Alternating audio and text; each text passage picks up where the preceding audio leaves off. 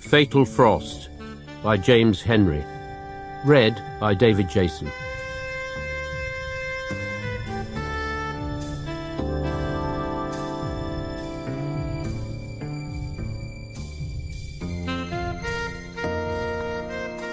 He fought his way through the bracken. The fence was here somewhere. All the houses in Forest View backed onto these woods. But as night crept on and the bedroom lights disappeared, it became more difficult to navigate through the darkness. Abruptly, a row of detached houses came into view, bathed in bluish moonlight. The house would be empty. He'd noticed on Friday, after showing a property across the road, suitcases being packed into an Audi. The May Bank holiday weekend, a gift. Nevertheless, he was cautious with the torch. He opened the back door with the key he'd made 2 years ago.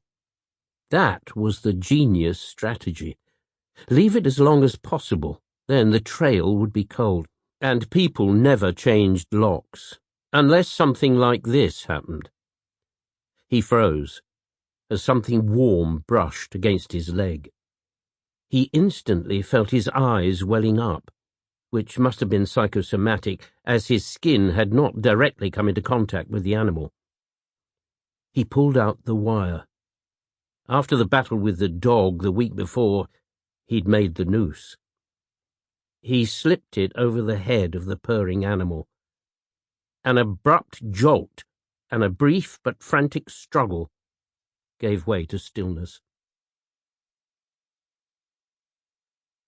Detective Jack Frost had been at his desk in Denton's Eagle Lane station since 7:30 a.m.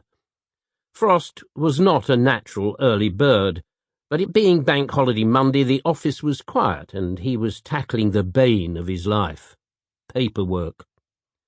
The station ran a skeleton staff on bank holidays, one of Superintendent Mullet's schemes to keep payroll costs down, along with the banning of overtime. Mullet's reasoning for these economies was that repairing the bomb damage sustained by the building last year was already in excess of the insurance payout. Frost was bemused by Mullet's assumption that Denton's villains would be taking a bank holiday break. The super was probably on the golf course, and all was peace and quiet. Apart from the burglary reported an hour ago, which PC's Jordan and Baker could manage. Concentrating intently on his car expenses, Frost carefully changed a 6 into an 8 on the March garage bill.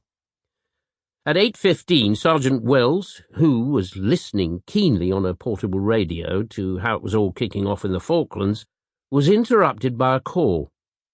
A man out walking his dog had found a dead girl near the train track. Superintendent Stanley Mullet emerged into the May sunshine. He looked forlornly at the splintered windows of the canteen building. 6 months since a terrorist bomb in the Territorial Army base had taken half of Eagle Lane with it, and only now were repairs taking place. Mullet had felt obliged to come in. Assistant Chief Constable Winslow's new chap was turning up today, and Denton's new golf club would not open until later in the week. He noticed Winslow's protégé from the Met, D.S. Waters, emerging from a green Vauxhall. He didn't like this one bit. Call him old-fashioned, but Stanley Mullet knew what was what. D.C. Sue Clark took a seat in the briefing room next to D.C. Kim Miles, a feisty blonde who'd recently transferred from Rimington. Mullet was already in full flow, but Clark found it hard to drag her mind into focus. She was dwelling on the row. Sample complete. Ready to continue?